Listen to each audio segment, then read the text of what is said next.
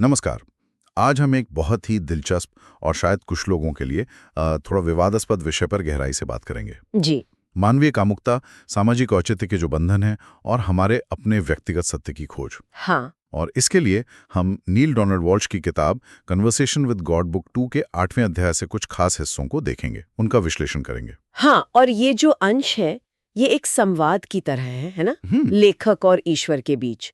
और इसमें ईश्वर के नजरिए से कुछ ऐसे विचार रखे गए हैं जो हमारी जो पारंपरिक मान्यताएं हैं, सामाजिक या धार्मिक, उनसे काफी अलग हो सकते हैं। सही कहा। तो हम आज की चर्चा में किताब के इस ईश्वरीय दृष्टिकोण को स्रोत कह के बुलाएंगे, ताकि मतलब स्पष्टता बनी रहे। बिल्कुल सही रहेगा। तो हमारा आज का मिशन है इस अध्याय के जो मूल तर्क हैं उनको समझना। ये तर्क मानवीय व्यवहार, समाज के नियम, उनका प्रभाव और हमारा आध्यात्मिक विकास, इनसे कैसे जुड़े हैं। और कामुकता पर तो खास ध्यान है ही इसमें। हाँ बिल्कुल। तो चलिए शुरू करते हैं ये विचार मंथन। तो देखिए, शुरुआत में ही स्रोत एक बहुत ही अजीब से विरोधाभास की तरफ इशारा करता है। हाँ। सोचिए, एक शब्द है जिसे कुछ लोग प्रेम के, जुनून के चरम पलों में इस्तेमाल करते हैं, फुसफुसाते हैं, और वही शब्द समाज में सबसे बड़े अपमान या गाली की तरह भी इस्तेमाल होता है। हाँ ये तो है, वाकई सोचने वाली बात है ये। तो स्रोत यही पूछता है कि ये जो विरोधाभास है, क्या ये सीधे सीधे हमारी कामुकता को लेकर समाज की जो गहरी एक असहजता है, जो भ्रम है, उसको नहीं दिखाता? बिल्कुल। ऐसा लगता है जैसे हम एक ही चीज से आकर्षित भी हैं और डरे हुए भी। स्रोत का तर्क तो इससे भी आगे जाता है। वो कहता है कि समाज ने जानबूझकर सेक्स को कुछ गंदा, शर्मनाक, यहाँ तक कि वर्जित चीज बना दिया है। अच्छा। और फिर वो तुलना करता है उन संस्कृतियों से जिन्हें हम शायद आदिम कह देते हैं, या पॉलिनेशियन संस्कृतियां, जहां प्रेम संबंध, नग्नता, शरीर को लेके ज्यादा खुली और सहज स्वीकृति है। सोत एक बहुत तीखी टिप्पणी भी करता है कि हमारे समाज में हिंसा और हत्या का प्रदर्शन तो लगभग खुलेआम होता है, फिल्मों में, खबरों में। हाँ, ये तो दिखता है। लेकिन प्रेम और सेक्स को पर्दे के पीछे धकेल दिया जाता है, और इसी छुपाने को, इसी दमन को स्रोत असली अश्लीलता कहता है, ना कि सेक्स को। ये छुपाने वाली बात जो है, ये गोपनीयता बनाम पवित्रता के विचार से भी जुड़ती है ना? जी बिल्कुल। अक्सर लोग कहते हैं कि भाई सेक्स निजी मामला है, कुछ लोग इसे पवित्र भी मानते हैं, तो इसे गुप्त रखना चाहिए। लेकिन स्रोत इस तर्क को चुनौती देता है। हाँ, वो कहता है कि गोपनीयता अपने आप में पवित्रता की गारंटी नहीं है। अच्छा? हमारे बहुत से पवित्र अनुष्ठान, जैसे शादी या कोई धार्मिक समारोह, वो तो अक्सर सबके सामने होते हैं, सार्वजनिक रूप से। हाँ, सही बात है।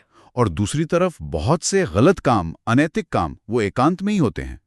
तो गोपनीयता पवित्रता के बराबर नहीं है, और ना ही सार्वजनिक होने से कोई चीज अपवित्र हो जाती है। तो मुद्दा छुपाने या दिखाने का नहीं है। नहीं। मुद्दा है उस काम के पीछे की मंशा का, उसकी ऊर्जा का। समझ गया।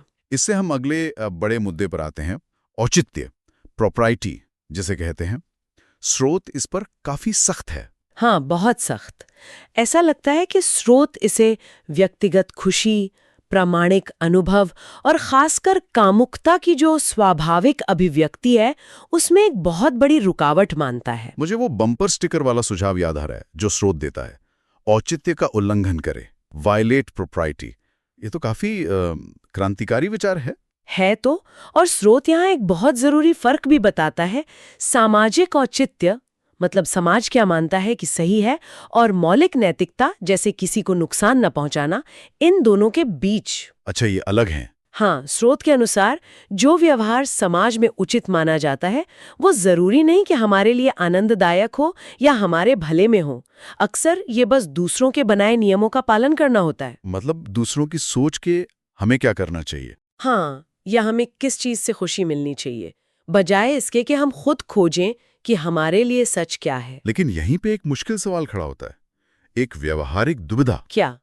अगर अपने व्यक्तिगत सत्य का पालन करने से, चाहे वो कामुकता के क्षेत्र में हो या कहीं और, हमारे किसी अपने को, प्रियजन को, परिवार को, दोस्त को ठेस पहुंचती है, तो क्या करें? स्रोत इस पर क्या कहता है? स्रोत यहाँ एक स्पष्ट प्राथमिकता बताता है। पहला कदम हमेशा ये होना चाहिए कि हम समझौता करने की कोशिश करें। कोई ऐसा रास्ता खोजें जहां सबकी भावनाओं का सम्मान हो, जहां आपसी सहमति और खुशी मिल सके। ठीक है। कोशिश करें। लेकिन श्रोत आगे कहता है, अगर ऐसा कोई रास्ता नहीं मिलता, अगर चुनाव सिर्फ अपने सच और दूसरों को खुश रखने के बीच ही करना पड़े, तो शेक्सपियर का हवाला देते हुए कहा गया है, टू दाइन ओन सेल्फ बी ट्रू। अपने प्रति सच्चे रहो। हाँ, और श्रोत इसे और जोर देकर कहता है कि खुद को धोखा देना, किसी और को धोखा ना देने के नाम पर यह सबसे बड़ा विश्वासघात है, हाईएस्ट बिट्रेयल। पर यह सुनने में थोड़ा कठोर लग सकता है। क्या इसका मतलब ये नहीं कि इंसान स्वार्थी बन जाए, हमेशा बस अपनी सोचे, चाहे दूसरों को दुख हो? नहीं, स्रोत इस आपत्ति को सीधे संबोधित करता है। उसका नजरिया ये है कि अपने प्रति सच्चा रहना स्वार्थी होना नहीं है, बल्कि स्वजागरूक होना है, सेल्फ अवेयर होना है। स्वजागरूक कैसे? जब हमारा जीवन किसी ऊंचे उद्देश्य से जुड़ा होता है, जब हम सिर्फ पल भर के सुख के बजाय अपने पूरे विकास और आत्मा की आवाज पर ध्यान देते हैं, तो हमारे चुनाव भी ऊंचे होते हैं। अच्छा। और ये ऊंचे चुनाव अक्सर दूसरों के हित में भी होते हैं, क्योंकि एक विकसित और प्रेम करने वाला इंसान स्वाभाविक रूप से दूसरों को चोट पहुंचाने से बचता है।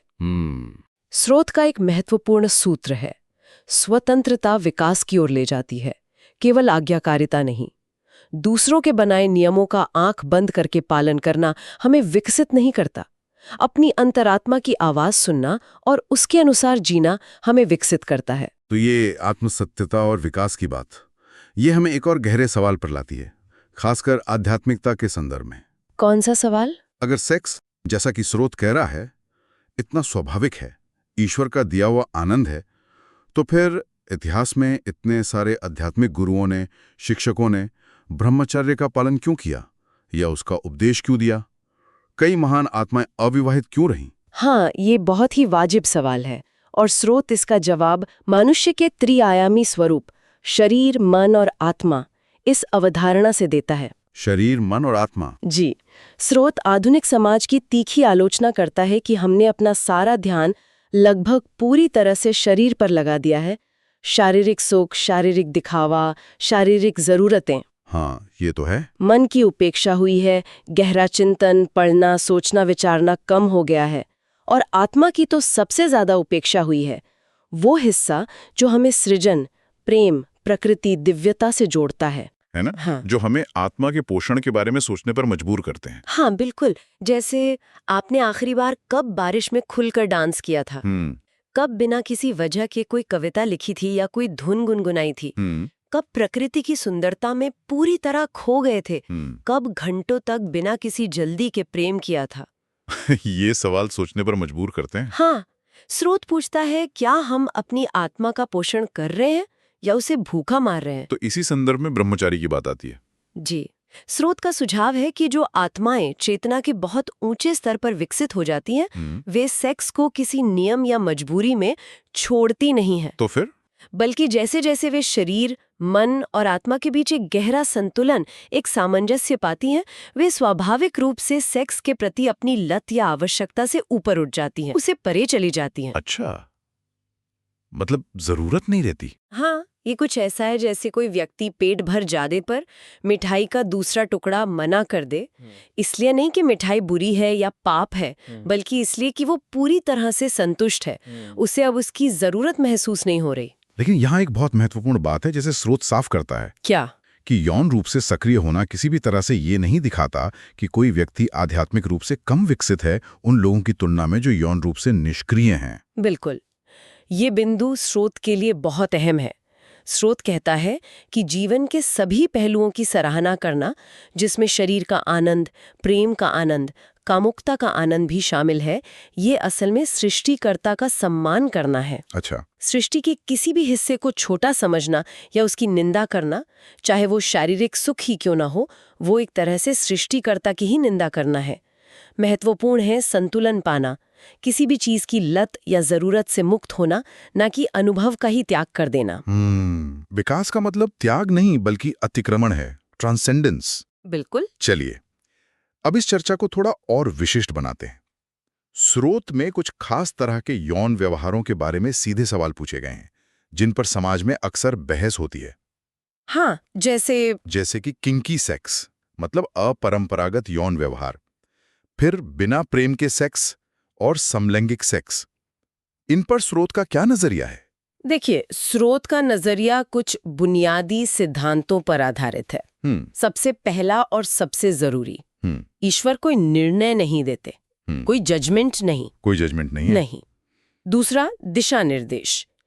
ऐसा कोई भी काम जो दूसरों को उनकी मर्जी के खिलाफ चोट पहुंचाता है या नुकसान करता है, वो आत्मा के तीव्र विकास में मदद नहीं करता। ठीक है। तीसरा, आपसी सहमति सबसे जरूरी है। सहमति? हाँ, तो इन सिद्धांतों के आधार पर स्रोत इन व्यवहारों को देखता है। जैसे किंकी सेक्स? अगर ये पूरी तरह से सहमति से हो रहा है और इसमें शामिल किसी भी व्यक्ति को कोई शारीरिक या भावनात्मक नुकसान नहीं पहुंच रहा, तो स्रोत के अनुसार इसमें कुछ भी गलत नहीं है। ये व्यक्तिगत पसंद और खोज का मामला है। ठीक है। और बिना प्रेम के सेक्स? स्रोत इसकी तुलना प्रेमहीन स्पगेटी खाने से करता है। प्रेमहीन स्पगेटी? मतलब आप खा तो सकते हैं, पेट भी भर सकता है, लेकिन आप अनुभव के सबसे स्वादिष्ट और संतोषजनक हिस्से यानी प्रेम से चूक रहे हैं। ये आत्मा की तीव्र विकास के लिए शायद उतना सहायक न हो, लेकिन इसे स्वाभाविक रूप से गलत या पाप नहीं कहा जा सकता। ये बस एक अधूरा अनुभव हो सकता है। और समलैंगिक सेक्स के बारे में? यहाँ स्रोत फिर से वही बात दोहराता है कि ईश्वर कोई निर्णय नहीं देते। कोई निर्णय नहीं? जी। और स्रोत एक दिलचस्प समानता खींचता है, कैसे अतीत में अलग अलग जातियों या नस्लों के बीच शादी पर समाज कड़ी आपत्ति जताता था। लोग अपने पक्ष में धार्मिक ग्रंथों का हवाला भी देते थे। हाँ, ऐसा तो हुआ है। तो स्रोत का सुझाव है कि सामाजिक मान्यताएं समय के साथ बदलती हैं। जो आज अनुचित लगता है वो कल स्वीकार्य हो सकता है। इसलिए समाज के निर्णयों के आधार पर ईश्वर के निर्णय का अंदाजा लगाना गलत है। स्रोत आसान जवाब या नैतिक फरमान नहीं देता, बल्कि व्यक्तिगत विवेक और प्रेम पर जोर देता है। ये स्पष्ट है कि स्रोत का जोर बाहरी नियमों या फैसलों के बजाय व्यक्तिगत जिम्मेदारी, जागरूकता और प्रेम पर है। अब एक और बहुत ही संवेदनशील और महत्वपूर्ण विषय पर आते हैं, कामुकता और बच्चे। जी, ये बहुत जरूरी है। बच्चों के साथ इस विषय पर कब और कैसे बात करनी चाहिए, इस पर स्रोत का क्या कहना है? ये एक ऐसा क्षेत्र है जहां माता पिता अक्सर बहुत उलझन में रहते हैं, असहज महसूस करते हैं। स्रोत इस विषय पर बहुत साफ और शायद कुछ लोगों के लिए चौंकाने वाले विचार रखता है। स्रोत कहता है कि बच्चे जन्म से ही यौन प्राणी होते हैं, सेक्सुअल बीइंग्स। जन्म से ही? इसका क्या मतलब है? इसका मतलब ये नहीं कि वे वयस्कों की तरह यौन रूप से सक्रिय होते हैं, बल्कि ये कि वे शरीर, भावनाएं और पहचान रखने वाले इंसान हैं, और कामुकता उनके मानवीय अनुभव का एक स्वाभाविक हिस्सा है। लेकिन हमारी जो सामाजिक प्रथाएं हैं, वो अक्सर उन्हें बहुत छोटी उम्र से ही अपने शरीर और उसकी प्राकृतिक क्रियाओं को लेकर शर्म महसूस करना सिखा देती हैं। हाँ, जैसे श्रुत उदाहरण देता है कि कैसे बच्चे जब स्वाभाविक जिज्ञासा से अपने जननांगों को छूते हैं, तो माता पिता अक्सर उनका हाथ झड़क देते हैं या डांट देते हैं। बिल्कुल। या फिर हम शरीर के अंगों जैसे लिंग या योनि के लिए सही शब्दों का इस्तेमाल करने के बजाय अजीब अजीब से गोलमोल शब्द इस्तेमाल करते हैं, चिड़िया, पॉटी की जगह वगैरह। हाँ। स्रोत कहता है कि इससे बच्चे के अवचेतन मन में ये संदेश जाता है कि ये अंग और इनसे जुड़ी भावनाएं शर्मनाक हैं, गंदी हैं, छुपाने लायक हैं। और इसका नतीजा क्या होता है? नतीजा होता है दमन, अपराध बोध और आगे चलकर शायद यौन कुंठाएं। स्रोत इसकी तुलना उन समाजों से करता है जिन्हें वो प्रबुद्ध कहता है, जहां शरीर को लेकर शर्म नहीं सिखाई जाती, जहां घरों में स्वाभाविक रूप से नग्नता देखी जा सकती है उचित संदर्भों में, और जहां माता पिता बच्चों के सामने प्यार जताने में संकोच नहीं करते। अच्छा। स्रोत का दावा है कि ऐसे समाजों में बलात्कार या यौन कुंठा जैसी समस्याएं लगभग नहीं होती, क्योंकि कामुकता को दबाने के बजाय स्वस्थ और खुले तरीके से जीवन में शामिल किया जाता है। बच्चों को प्रेम और शरीर की सुंदरता का पाठ मिलता है। तो फिर हमारे समाज के माता पिता के लिए स्रोत के व्यवहारिक सुझाव क्या हैं? हम इस पीढ़ी को शर्म और अपराध बोध के बोझ से कैसे बचा सकते हैं? स्रोत कुछ बहुत ही ठोस कदम सुझाता है। जैसे? सबसे पहले बच्चों को ये सिखाना बंद करें कि उनके शरीर या उसकी प्राकृतिक क्रियाओं से जुड़ी कोई भी चीज शर्मनाक या गंदी है। मासिक धर्म, उत्सर्जन, यौन अंग, ये सब जीवन का सामान्य और स्वस्थ हिस्सा है। ठीक है। ये दिखाना बंद करें कि यौन संबंधी कुछ भी रहस्यमय या छुपाने लायक है। सवालों को टाले नहीं, ईमानदार और उम्र के हिसाब से सही जवाब दें। बच्चों को माता पिता के बीच का स्वस्थ स्नेह देखने दें। गले लगना, चूमना, हाथ पकड़ना, इससे उन्हें प्यार और शारीरिक करीबी का एक सकारात्मक मॉडल मिलता है। ये जरूरी है। जब बच्चे अपनी उभरती यौन भावनाओं या जिज्ञासाओं को दिखाना शुरू करें तो उन्हें अपराध बोध या डर से जोड़ने के बजाय इसे जीवन के एक सुंदर और आनंददायक हिस्से के रूप में पेश करें। और शरीर को छुपाने वाली बात? हाँ, स्रोत कहता है कि अनावश्यक रूप से अपने शरीर को बच्चों से छुपाना बंद करें। उचित सीमाओं के भीतर घर में नग्नता को लेकर एक सहज रवैया अपनाने से बच्चों को शरीर के प्रति शर्म से उभरने में मदद मिल सकती है। और सबसे जरूरी बच्चों से खुलकर, ईमानदारी से और उनके उम्र के अनुसार बात करें। लेकिन वो सही समय कब आता है बात करने का?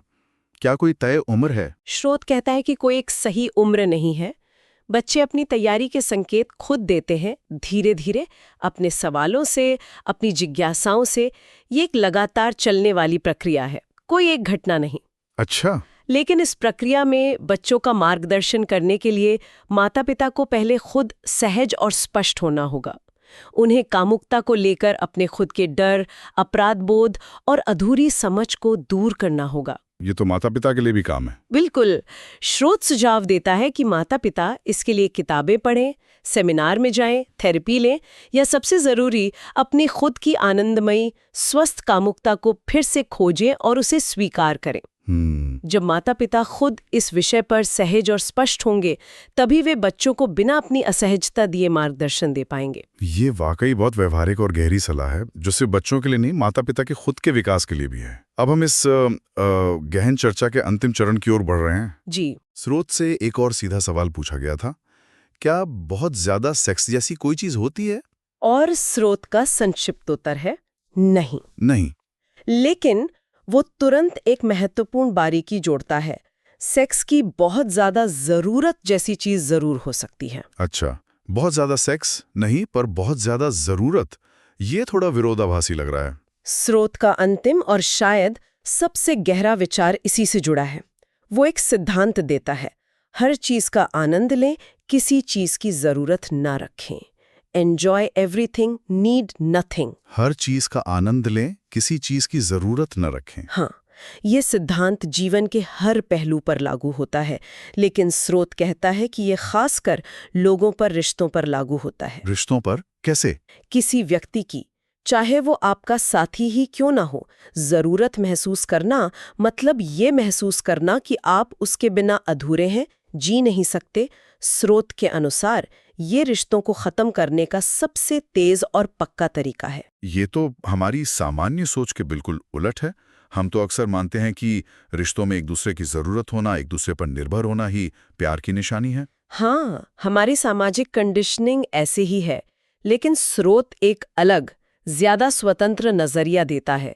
वो कहता है कि सबसे बड़ा तोहफा जो आप किसी को दे सकते हैं वो है उन्हें इतनी आंतरिक शक्ति और स्वतंत्रता देना कि उन्हें आपकी जरूरत ना पड़े। जरूरत ना पड़े मतलब? न भावनात्मक सुरक्षा के लिए, न पैसों के लिए, न सामाजिक मान्यता के लिए। जब दो लोग जरूरत से नहीं बल्कि स्वतंत्र चुनाव से आपसी प्यार और सम्मान के आधार पर साथ आते हैं, तभी रिश्ता वास्तव में विकसित होता है और टिकता है। ये निर्भरता डिपेंडेंसी के बजाय आपसी निर्भरता इंटरडिपेंडेंस का रिश्ता है। ये एक बहुत अलग दृष्टिकोण है। तो आज की इस पूरी चर्चा को अगर हम समेटें जी, तो हमने नील डोनाल्ड वॉल्श की किताब के इस अध्याय से मानवीय कामुकता, सामाजिक नियम और व्यक्तिगत सत्य के बारे में कई महत्वपूर्ण और सोचने पर मजबूर करने वाले दृष्टिकोण देखे। हाँ बिल्कुल। हमने देखा कि कैसे स्रोत हमें सेक्स और तथाकथित औचित्य के आसपास जो सामाजिक नियम बने हैं उन पर सवाल उठाने के लिए प्रेरित करता है जी, और व्यक्तिगत सत्य और आत्म जागरूकता को प्राथमिकता देने की बात करता है। हाँ, और शरीर, मन और आत्मा के बीच संतुलन खोजने का महत्व समझाता है और कामुकता के बारे में शर्म और अपराध बोध से मुक्त खुली बातचीत की वकालत करता है। बिल्कुल। और इस चर्चा के अंत में सुनने वालों के लिए एक अंतिम विचार छोड़ना चाहूंगी जो सीधे स्रोत से ही निकलता है, लेकिन जिस पर हमने शायद उतना जोर नहीं दिया। क्या विचार है वो? स्रोत बार बार कहता है कि आज्ञाकारिता विकास नहीं है, सिर्फ नियमों का पालन करना हमें आगे नहीं बढ़ाता। तो सोचने वाली बात यह है कि सामाजिक धारणाओं को चुनौती देना, चाहे वो औचित्य के बारे में हो या कामुकता के बारे में, जैसा हमने आज चर्चा की, या जीवन के किसी और पहलू के बारे में ये चुनौती देना हमारे व्यक्तिगत और आध्यात्मिक विकास से कैसे जुड़ा है? अच्छा सवाल है। ये सवाल सिर्फ सेक्स के दायरे से कहीं आगे जाता है और हमें अपने जीवन के उन सभी क्षेत्रों पर सोचने के लिए मजबूर करता है जहां हम शायद आंख बंद करके नियमों या उम्मीदों का पालन कर रहे हैं, बजाय अपने गहरे सत्य की खोज करने के। एक गहरा और जरूरी सवाल जिस पर हम सभी को सोचना चाहिए, मनन करना चाहिए। इसी विचार के साथ हम नील डोनाल्ड वॉल्श की कॉन्वर्सेशंस विद गॉड बुक 2 के 8वें अध्याय पर आधारित अपनी ये गहन पड़ताल समाप्त करते हैं।